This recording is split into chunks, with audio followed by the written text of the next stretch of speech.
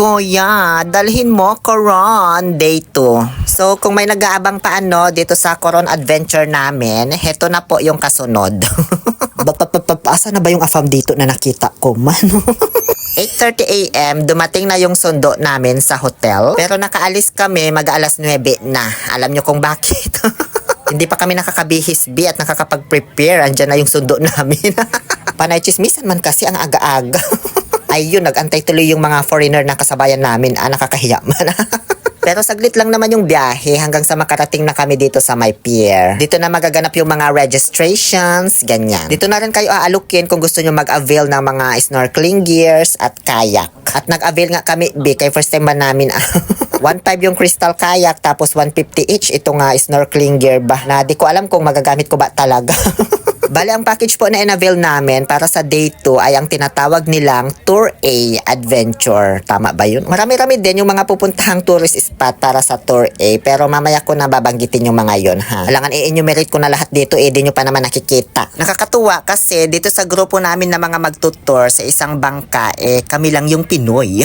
Bukod dun sa mga tour guide at driver ng bangka, syempre puro foreigner na sila lahat, lalo na itong naka-pink na buhok. Ewan ko kung anong lahi to siguro Czechoslovakia, gano'n. Charot, si Jerome yan Kasama ko yan sila, tatlo kami nila Jan de la Cruz. Siyempre, alangan magkanya-kanya kami ng tour Hindi naman ganun kahaba yung biyahe papunta sa first tourist spot na pupuntahan namin. Siguro nasa 30 minutes lang, ganyan. Enjoy din naman sa biyahe kasi magaganda yung mga tanawin na nadadaanan namin. Bukod pa doon, may maganda ring tanawin sa harapan ko dahil nasa tapat ko yung gwapong foreigner. Ngayon, andito na kami sa first destination. Siya pala yung tour guide namin for today's video, si Sir Nolly Tangerines. Ang bait niyan, crush ko nga siya Nagtataka nga lang ako, bakit nasa gitna kami ng dagat man? Asan yung tourist spot dito na pupuntahan namin? Wala man ako makita. Yung pala, nasa ilalim ng dagat, Coral Reef Garden pala ang titignan namin dito.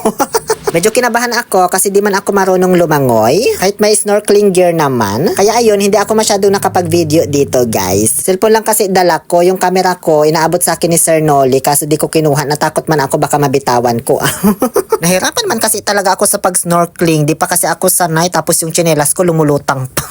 Sabi din kasi nila baka masugat daw yung paa sa mga corals. Kaya din ako nagtsinelas Nagpictorial na lang tuloy ako dito sa kayak. Di ko to masyadong na-enjoy kasi takot talaga ako sa malalalim na tubig. Lalo na yung mga lampas tao. Next destination, CYC Beach. Medyo natuwa ako kasi beach na ito, kaya ibig sabihin mababaw na Ang kaso nga lang, hindi kayo dun ibababa sa mismong dalampasigan. Dito pa rin kayo bababa sa may malalim na part, lampas tao pa rin. Tapos mag-snorkeling na lang hanggang doon sa may dalampasigan. Na-stress na naman ako, Diyos ko. Buti na nga lang may nirentahan kaming kayak. Kaya ayun, nagkayak na lang kami ni Jan hanggang dito sa may dalampasigan. Ay, sa wakas, nasa mababaw na rin. Oy, in fairness maganda dito sa CYC Beach. White sand, madaming mga bakawan ba yung tawag dyan? O ano ba yung tawag sa ganyang puno? Yung may mga ugat-ugat ba? Mangroves, tama ba? Hindi nga lang ganun kalawak itong beach, pero maganda yung view. Dito muna ako mag-video-video sa mga mangroves kasi hindi ko alam kung first time ko lang ba makakita ng ganito or nakakakita lang ako kaso hindi ganito karami. Dito na rin pala ako nagkaroon ng lakas ng loob na mag-TikTok nung Opalite by Taylor Swift kasi parang di naman ako masyadong makikita dito ng ibang mga turista kasi natatakpan ako ng mga ugat. Kaso nahiya pa rin ako kaya di ko maitodo, parang may nakatingin kasi sa akin.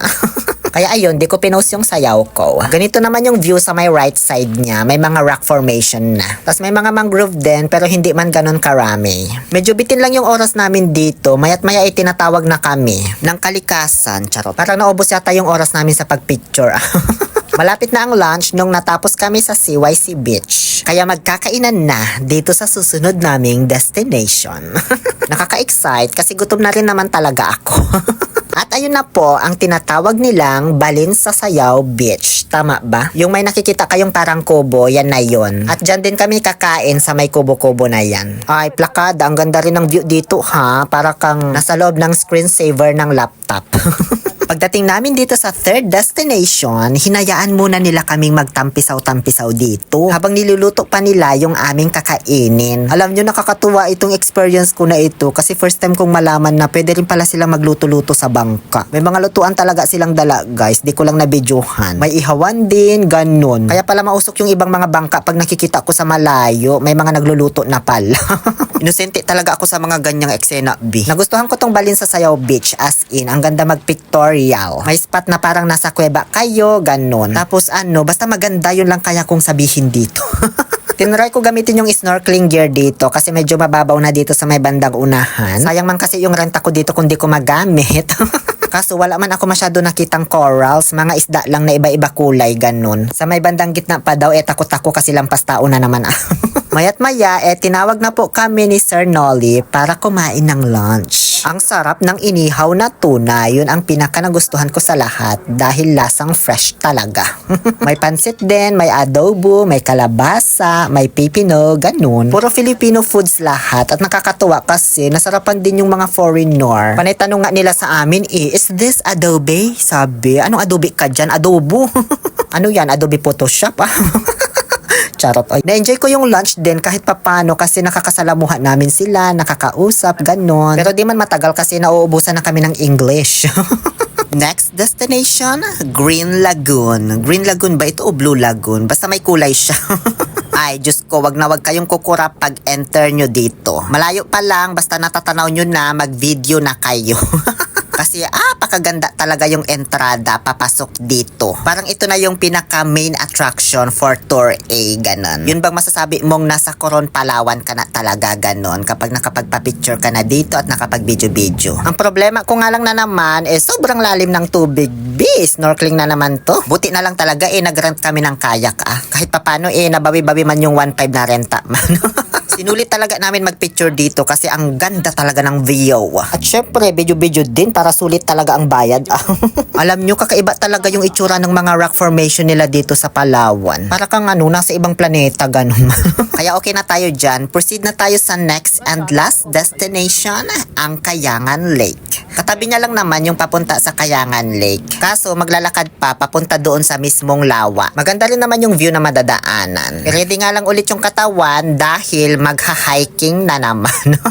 Yes, aakyat tapos bababa para makapunta doon sa Kayangan Lake na yan. Di naman ganun kataas, di ko lang ma-remember kung ilang steps na yon. Nasa 367 yata ganon. Pagpataas tapos pagpababa ulit nasa 200 plus. Pero sulit naman kasi pagdating dito sa may taas, bago bumaba ulit papunta doon sa lake, meron ng papicturan kung saan ang ganda talaga ng background mo pag dito ka nagpapicture. Lalo na kung makuha mo talaga yung tamang angle, para kang nasa loob ng wallpaper talaga. Meron ding cave dito at pwede rin kayong magpicture dyan kung gusto nyo. Medyo natakot lang akong pumasok kasi mapanghiman.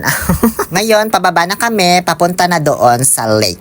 Dito ko na nakakwentuhan ng masinsinan si Sir Nolly. Nanghingi ako sa kanya ng mga suggestions kung ano ba dapat gawin para hindi ako iwanan. Charot. Kung ano bang mga tour ang pwedeng i-avail na maganda, ganon. Ang ganda rin dito sa Kayangan Lake, I swear. Picture taking, perfect. Medyo crowded nga lang, tapos walang katapusang snorkeling na naman kasi sobrang lalim din nito. Hindi ka pwedeng lumusong dito na walang vest. Kaya ayun, medyo naumay na ako dahil sa snorkeling na lang lagi yung ginagawa. Pero sa view, wala akong masabi ang ganda as in. Nagtampisaw na lang ako dito sa may gilid. Di na ako sumama hanggang doon sa gitna. Binidyohan ko na lang sina Jan at Jerome Ponce. Tapos nakipagkwentuhan na lang ako dito kay Sir Nolly. Bali dito ko na siya tinanong kung ano yung mga makikita namin sa Tour B. Kasi yun yung tour na in-avail namin para sa day 3. Kung sa view, sabi, mas maganda daw lalo na yung Twin Lagoon at Barracuda Lake. Pero pagdating sa activity, pareho lang daw, puro snorkeling din ang gagawin. Takot nga ako sa malalalim, diba? Kaya tinanong ko siya kung maganda ba yung Island Escapade tour nila. Baka mag-upgrade na lang kami. Sabi niya, maganda rin daw, kaso nga lang, mahaba yung biyahe, 2 hours papunta doon. Tinanong ko yung mga kasama ko hanggang sa nag-decide kami na i-push na lang namin yung Island Escapade. Naaabangan nyo naman sa day 3 ng aming Coron Adventure. Maganda nga ba talaga ang Island Escapade? Or laking pagsisisi namin at sana'y tinuloy na lang ang Tour B? Yan at iba pang mga kaganapan ang kailangan ninyong pagkatutukan sa mga susunod na araw. Muli, ito po ang inyong Happy Pill Oliver Castro na nagsasabing no to toxicity, let's make people happy. Jollibee. At may pamerienda pa pala ang mayor bago kami umuwi. O, diba? Choron and soft drinks. Maraming salamat po, Sir Nolly and the team sa pag-asikaso po sa amin. Kinagabihan, ayan, farm hunting na lang ang ginawa namin. Charot, nagperya. Kalami wala sa Pangasinan nito.